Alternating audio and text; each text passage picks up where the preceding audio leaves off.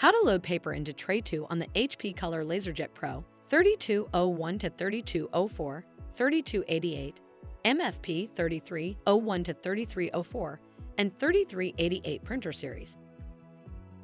This tray holds up to 250 sheets of paper and can be used for multiple different types of paper. Load plain paper into Tray 2. Open the tray.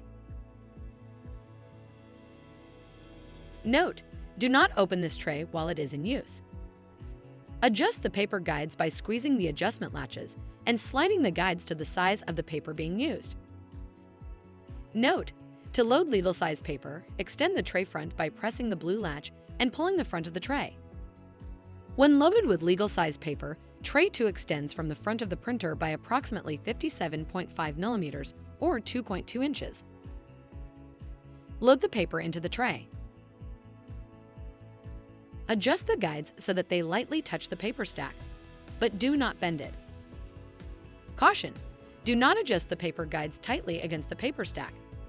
To prevent jams, adjust the paper guides to the correct size and do not overfill the tray. Close the tray. Load letterhead or pre-printed paper into Tray 2. Tray 2 can be used to print in either portrait or landscape mode on a letterhead or pre-printed paper. For one-sided portrait printing, load the paper face up with the top edge toward the back of the tray. For two-sided portrait printing, load the paper face down with the top edge toward the back of the tray.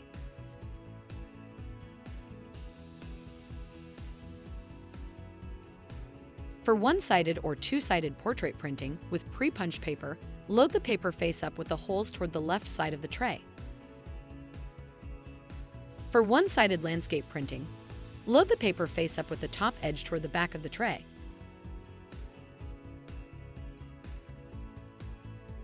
For two-sided landscape printing, load the paper face down with the top edge toward the back of the tray.